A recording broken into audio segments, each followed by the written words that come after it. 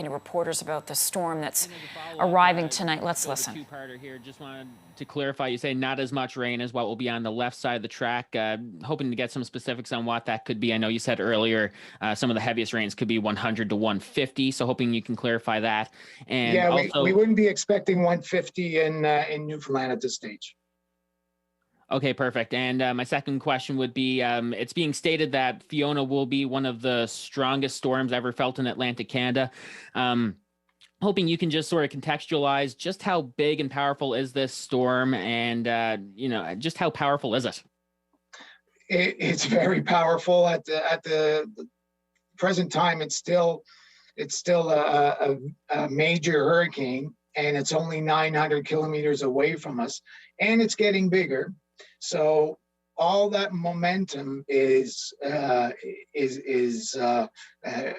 trapped within the storm. So it's very difficult for something like that to actually wind down as it's approaching. So we are going to see some extreme winds associated with Fiona.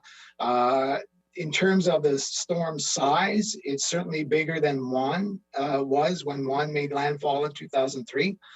In terms of Dorian, it's comparable in terms of its size, but it's stronger than Dorian was back in 2019. So where it fits in the history books, we'll have to make that determination after the fact, but it is going to be certainly a historic extreme event for Eastern Canada.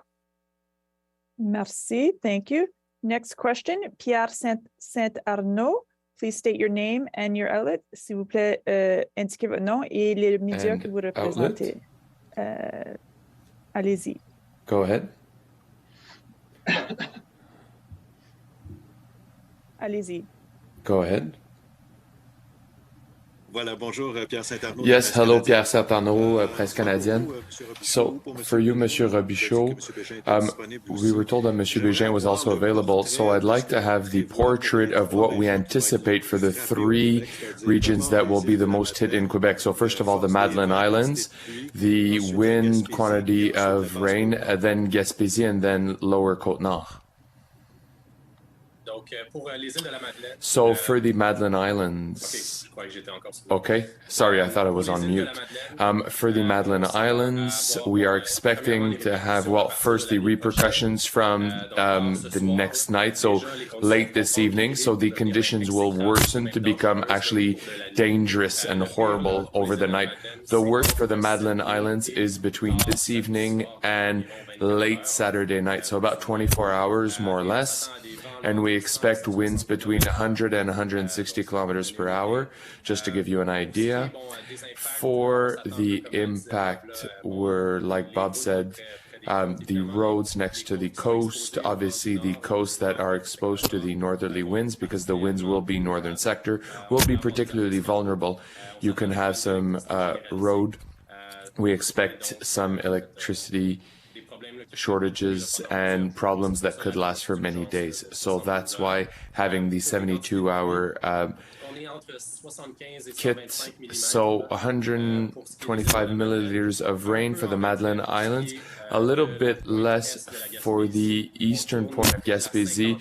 We're around 50, but that's really for the southwest point. Otherwise, it's between 30 and 50 because it reduces quickly when we go out west of Gaspésie, when we go towards Matane, for example, and the winds a bit lower, but I don't want to diminish it. So we're talking about gusts between 60 and 90 kilometers per hour. The points could be about 100 kilometers per hour, but that's really on the eastern point of Gaspésie. And for all the leaves in the trees, it will be a bit like a sail effect. So the wind will have a lot of take in the trees and create some broken trees. So a lot of power outages there as well, because 90 kilometers during the winter, when there's no leaves, it's not the same story. But for the Lower Côte-Nord, we're expecting, 50 milliliters of rain in some places. And so the tempest is particular to all regions, but you need to look at the water in the morning for all three, actually, where we have a different period. For the Basse-Côte-Nord, it's more the afternoon. So each region have their own particularities. I don't want to give too many numbers here, but surely, well, the high tides between Saturday morning and Sunday morning, very early in the morning, should be checked for all sectors of Basse-Côte-Nord and Gaspésie. Okay, the islands Saturday night will already, the worst will be behind us. But there you go for the impact. I hope I've summarized everything here. I can answer other questions as well. Follow-up is suivi. Follow-up? Yes, as a follow-up, I would just like to...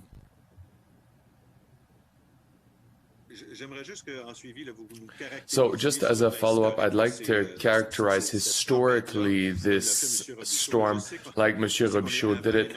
I know we are before and not after, but still it seems to be one of the most significant we've seen on the eastern coast.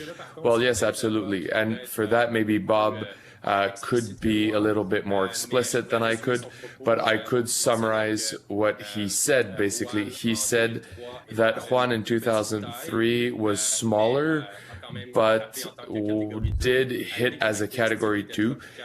It did have some tropical characteristics, whereas here we expect the storm to transition to an extratropical storm, and otherwise Dorian in 2019, which brought a comparable size, but ultimately there, I think Bob might say more, or I don't know if he can. Yes, that's pretty much it. With Juan, it was an actual hurricane when it hit Nova Scotia in the region of Halifax, and very strong winds associated to Juan, but it didn't cover a very, very large area. It was truly just the city of Halifax and the regions to the east and northeast. Now, Dorian was a different story. The winds weren't as strong, but the area of the storm, it was the whole province of Nova Scotia, the whole of PEI, and the western regions of Newfoundland, and even the Northwest Territory. So what we're anticipating with Fiona is even stronger than Dorian, but about the same size as what we saw with Dorian. So it's going to be a big storm and a very intense storm. Michel Brideau, next question. Michel Brideau, next question. Go ahead, please. Allez-y.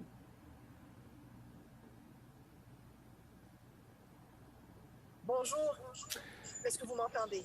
Yes, hello, can you hear me? Yes, but there's a little bit of an echo.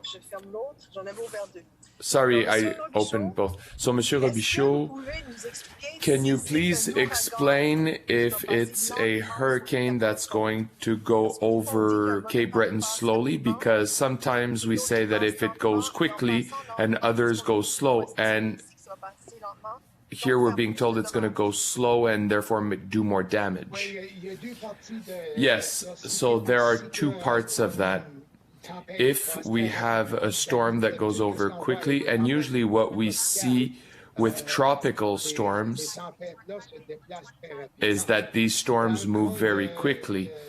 In the case of Fiona, the storm we saw, it's already accelerating, but we're anticipating that Fiona is going to slow down just before it gets onto the coast of Nova Scotia. It's going to take a good 12 hours to go from Atlantic coast of eastern Nova Scotia, whether it's Cape Breton or Nova Scotia, but it won't be before late Saturday afternoon before it gets to the other side of Nova Scotia. So it's going to be a good 12 hours of extreme winds in that part of Nova Scotia. So you're saying 12 hours for Fiona to start on the eastern coast and move and leave Nova Scotia? Yes, at least 12 hours. Okay, so if I understand correctly, that is slow. Yes, very slow. Usually we have hurricane conditions that last 1 hour, 2 hours, sometimes up to 6 hours. With the bigger storms like Noel that we saw in 2007, that was a big storm, even bigger than Fiona. But we saw 120 kilometer an hour winds in Halifax for 3 hours. That's 3 hours. But extreme winds will be in eastern Nova Scotia for certainly an extended period of time, so this evening and Saturday. Okay, my second question, Monsieur Robichaud, can you simply give me details for the winds, because I'm a little bit confused. I'm hearing 100 kilometers per hour. When I look at the trajectory, it says 150. So is it the gusts at 150 or is it the sustained winds of 150? Yes, so when we're talking about the intensity of a hurricane, whether it's hurricane or tropical storm, we're talking about sustained winds. But the conditions we have right now in the field are not always sustained winds that we see and that are associated with the intensity.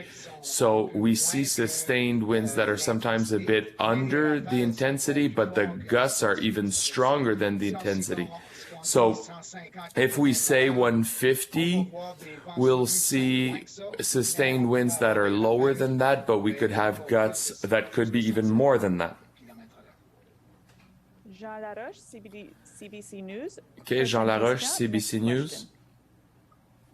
Hi, Bob. I'm just wondering, obviously, we're going to get the worst of both worlds in terms of Dorian and Juan, but the fact that it's such a slow-moving system, I know you spoke about it in French, can you kind of go through how much worse it will be or what kind of damage can we expect by the fact that it's not a fast-moving storm? It's not, unlike Juan, it's not going to be through in 3 hours. It's going to take 12 hours. Yeah, thanks, Jean.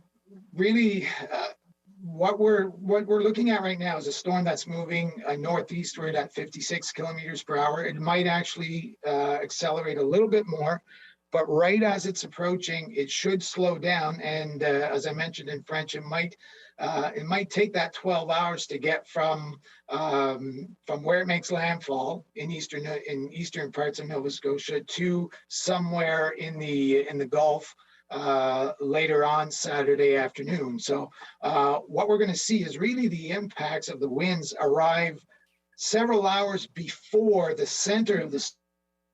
So we're going to see those strong winds in eastern Nova Scotia develop out of the east and then the southeast. And then as the storm goes by, they're going to switch around to southwesterly. And it's in those southwesterly winds that we're seeing some very extreme winds associated with that. But even as the storm pulls away on that south side of the storm, it's still going to be windy right into late Saturday. So the impact of having winds that strong for that long, it just creates more stress on everything, like the trees, like structures. So that's why we're particularly concerned about wind, especially in that part of the province, but also in areas along the North Shore and Prince Edward Island as well, in those northwesterly winds as well. So there's going to be damaging winds most likely on both sides of this particular storm. And you mentioned it a little bit. People do fixate on the track of the storm. Can you talk a little bit about the kind of, I guess, what people are going to see if you live in the track and then if you live on the periphery of the track? Is there going to be a huge difference? Yeah, when we're talking about the track, it's essentially where the center of the storm is going, specifically as it relates to post-tropical storms, which is what this is going to be, what we expect it to be when it crosses Nova Scotia. What we tend to see is some of the stronger winds expand a little bit away from the center. So that's one thing. So those northwesterly winds that I talked about, assuming a track that does go through western parts of Cape Breton or even central parts of Cape Breton, those northwesterly winds are going to be well removed from the center of the storm. So we're talking again, Northumberland Strait, the east coast of New Brunswick, Prince Edward Island into the North Shore of Nova Scotia. Those southwesterly winds, those extreme winds just to the right of the track, they will probably be closer to the actual center of the storm. So that's kind of what we should expect in terms of wind. In terms of rainfall, what we typically see with a storm that becomes post-tropical is the rain shifts to the left-hand side of the track. And if we look at the modeling for precipitation quantity, that's reflected in there as well, where we have most of the really heavy rainfall, the higher rainfall rates to the left-hand side of the track. But the key thing is not necessarily to focus on the track, but look at the cone. If you look at the cone, what you have to be thinking is the track, the center of that storm could track anywhere within that cone. That's essentially what the forecast is saying. Next question, prochaine question, Amy Guillemette. Please state your name and media outlet. Prochaine question, Amy Guillemette.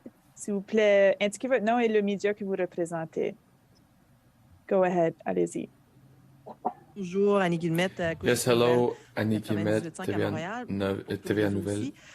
Je voulais justement revenir en So français là-dessus. I wanted to come back in French on this. So we can have effects of Fiona. How far from the actual path? Okay, nothing's going to happen in Montreal. We can agree on that. But for example, for Basse-Côte-Nord or Gaspésie, we can feel the wind, the waves, and the rain at how many kilometers for this type of hurricane?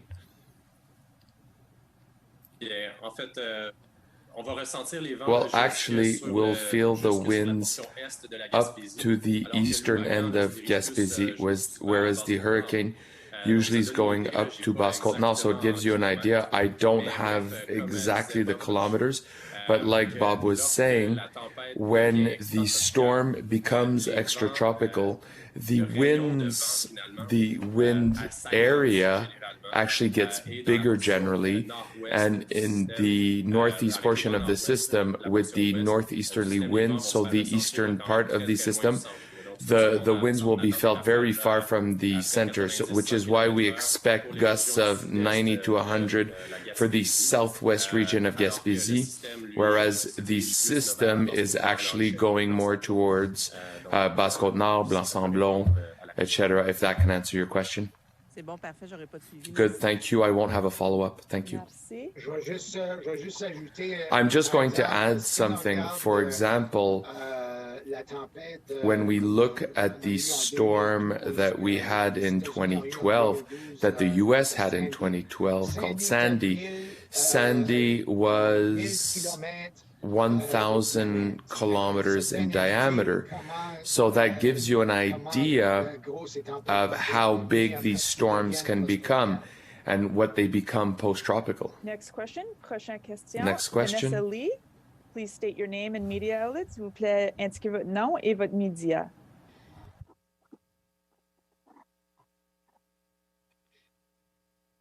Go ahead, Vanessa. Hi, it's Vanessa Lee with CTV News. Thank you for taking my question, Bob. I'm wondering in terms of PEI, if anything has changed with regards to your forecast since your update yesterday. What is the biggest threat for the island, and when, I guess, can we expect conditions to start deteriorating here? Right, it's probably going to, in terms of timing, it's probably going to be after midnight. And I'd say one of the biggest concerns there, it actually may be twofold, are the winds, which could exceed 140 kilometers per hour, and the storm surge that we're watching very closely as well. But otherwise, nothing's really changed in terms of risks for Prince Edward Island. Follow-up, suivi, Vanessa? No follow-up, thank you. Next, Kevin Young. Prochain, Kevin Young. Please state your name and outlet. S'il vous plaît, indiquez votre nom et votre média.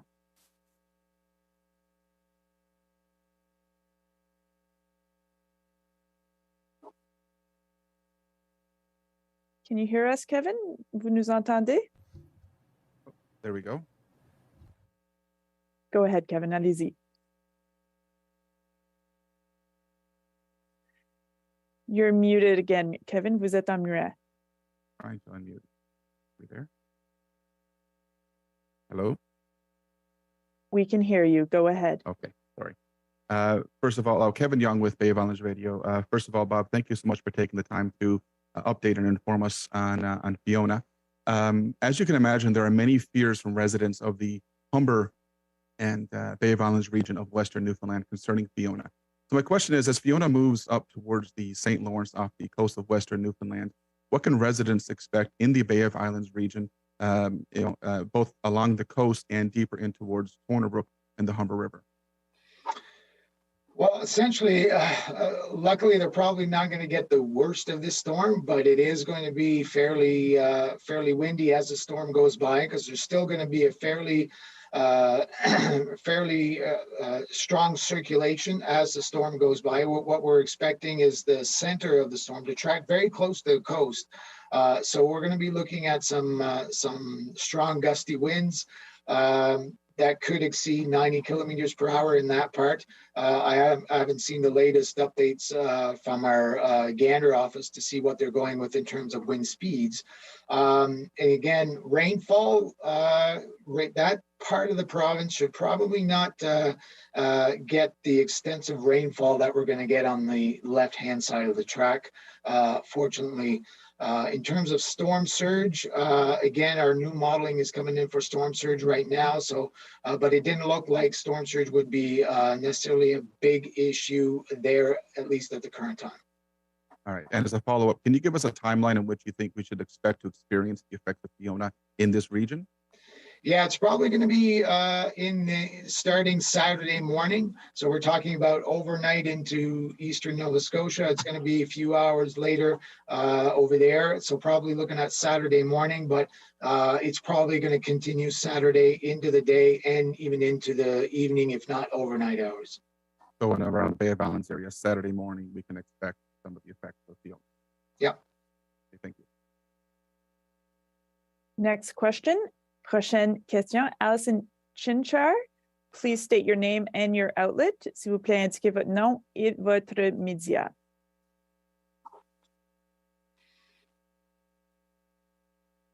Thank you. My name is Alison Chinchar, and I am with CNN International. I know you spoke of the storm surge being one of the concerns. Can you give estimates of actual numbers of storm surge, even if it's a range of, say, 1 to 2 meters, and what area you expect to see the highest storm surge? Yeah, if you picture the Gulf of St. Lawrence, the southwestern part of the Gulf of St. Lawrence, in those north to northwesterly winds, that's where the water is going to be pushed on shore. And it's going to be close enough to the center of the storm where pressure is going to also contribute to that storm surge. Right now, our modeling suggests that storm surge, depending on the area, could be anywhere from about 1.8 to 2.4 meters. So significant rises in water level because of that surge. It also suggests that maybe in some areas that the peak surge may not be totally timed with the high tide. However, any kind of delay in the storm in arriving will result in that peak surge actually arriving a little bit later, which could coincide with high tide. Again, we're concerned about the high tide Saturday morning. So tomorrow morning is when we have the highest concern for potential coastal flooding in those areas. So we're talking Prince Edward Island, the east coast of the province of New Brunswick, and the North Shore of Nova Scotia as well. Follow up, Alison? Question suivie? No, that is it. Thank you so much. Yep. Alison. Thank you, Alison. Next, prochain, Janik Godin. Le prochain, Janik Godin, s'il vous plaît, dites Janik votre nom Godin. et votre média. Please indicate your name and your media outlet. Go ahead. Janik Godin, Radio-Canada. Janik Godin, Radio-Canada Acadie. So we've talked a lot about Cape Breton and the center, the strongest part of Fiona, this hurricane. So looking out west on the left, the eastern coast of New Brunswick, for example, Tegnish region, Evangeline, close to PEI, in those sectors, what should we expect in terms of wind and quantity of wind, of rain? Rain should be, look, I think we were talking about 50 to 90, possibly up to 100 millimeters. Once again, this includes what happened and fell today and yesterday. In terms of wind, there will be a very strong part in Northumberland that will affect PEI. It remains to be seen if that wind will, or to what extent will it affect the eastern part of New Brunswick. So as we're talking now, we were talking about of gusts possibly up to 120 kilometers per hour, but that's the extreme southwest of New Brunswick. So for the other regions, gusts of 80 to 100, that seems more reasonable, at least during Saturday morning. And the effects on this left-hand side of the trajectory, are we also talking about 12 hours of bad weather? Yes, but the bad weather we're talking about are not as strong as what we'll see on Cape Breton. So it probably won't have the same impact. Thank you. Next question. Prochaine question. Samuel Monod. Please state your name. Samuel and your Monod, outlet. please state your name and outlet. Indiquez votre nom et votre média. Allez-y. Go ahead, allez-y. Go ahead. Vous m'entendez? Yes, Bonjour. can you hear me? Oui, bonjour, yes, hello. Samuel Monod, France Yes, Télévisions. Samuel Monod, France TV. So I wanted more information on Saint-Pierre-et-Miquelon and Saint-Jean, and how will the storm hit that, more specifically Saint-Pierre-et-Miquelon? Well, I think you could have waves later on Saturday, but I think that overall for Saint-Pierre-et-Miquelon, it should be fairly far from the center of the storm, so it won't have a huge impact on those regions. Okay, so nothing serious? No. Thank you. Follow up? Last call for questions. Okay, last call for questions. If you do have a question, please use the hand raising function. Si vous avez une question, veuillez utiliser la fonction main levée. Jen Yoon, next. Prochain, please state your name and your outlet. S'il vous plaît, indiquez votre nom et votre média. Hi, Jennifer Yoon, CBC News Montreal. Could you just go over in English how Fiona will hit Quebec and how that'll play out in this province? Yeah, first of all, the storm, will affect the Nova Scotia coast beforehand. Then we expect condition to worsen in Magdalen Island. By the end of this evening, going into the overnight period. So conditions will quickly worsen. We're talking about heavy rainfall at times. And during those heavy bands, we expect rainfall rates in the range of 15 to 25 millimeters per hour. So that's the kind of rainfall rate we expect. They will come in bands, so we don't expect those rainfall rates throughout like the whole period. But then we expect strong winds from late this evening till late Saturday.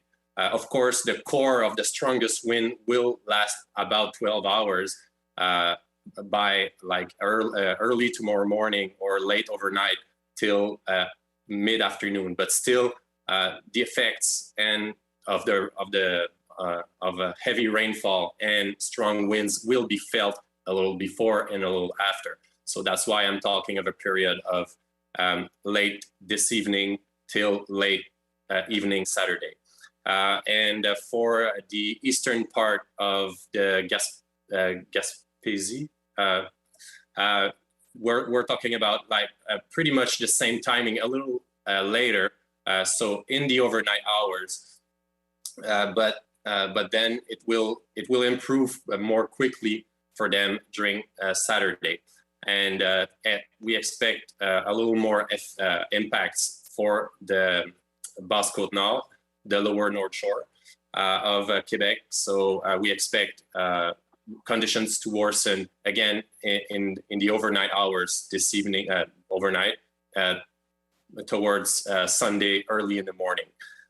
We expect that when we talk about impacts, we expect possible roads washouts, especially near the coast. We expect extensive power outages. So that's the impacts. So if you want like actual numbers, we expect like 75 to 125 millimeters of rain in the Magdalen Islands, more expected in some areas in Nova Scotia. But for the eastern part of La Gaspésie, we expect anywhere from 30 to 50 millimeters of rain. Again, a little more for the southeastern part of the Gaspésie, but in that range. But for the lower North Shore, we expect a little more of 50 millimeters of rain in some areas, and extensive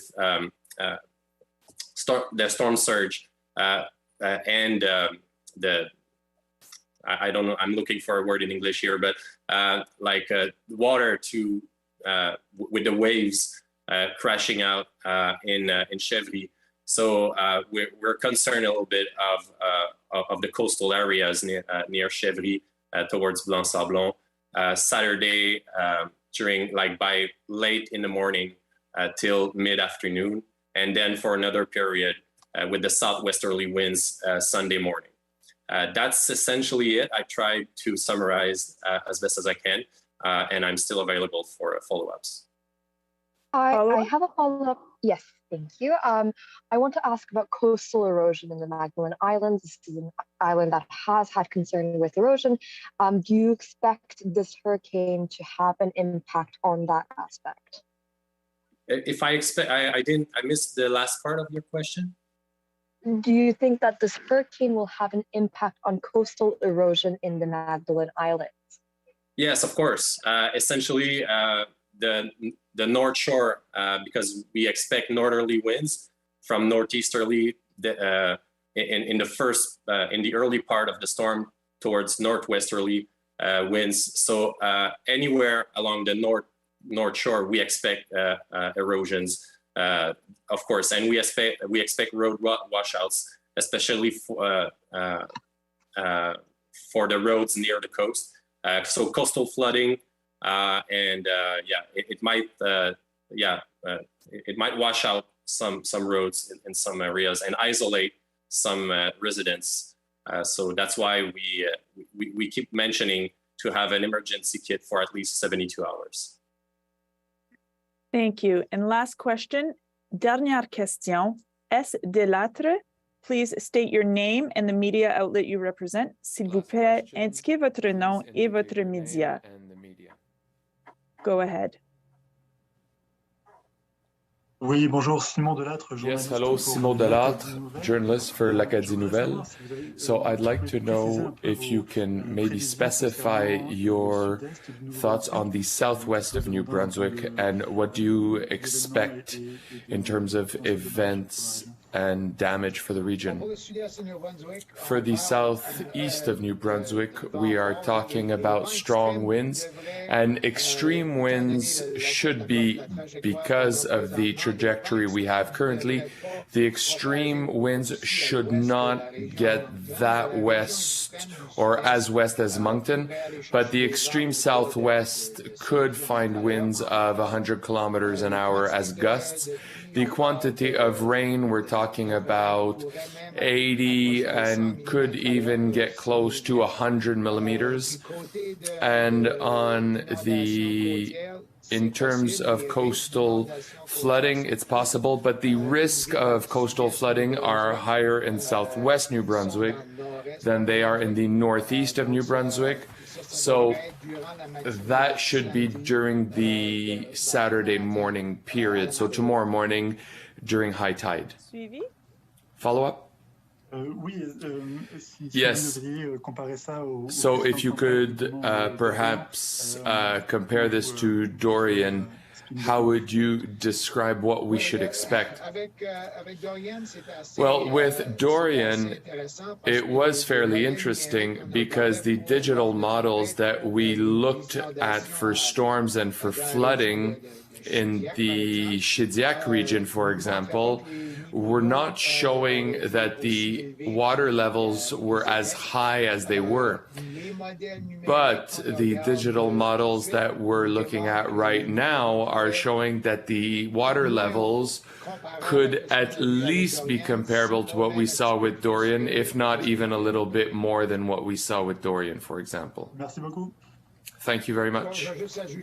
I'm just going to add here that the water levels and the extent of the storm is very, very sensitive to the trajectory. So if there's a small acceleration that hasn't been anticipated, or if the storm moves right or left, it can have a big impact on the extent on the storm front, whether it's New Brunswick or others. Thank you.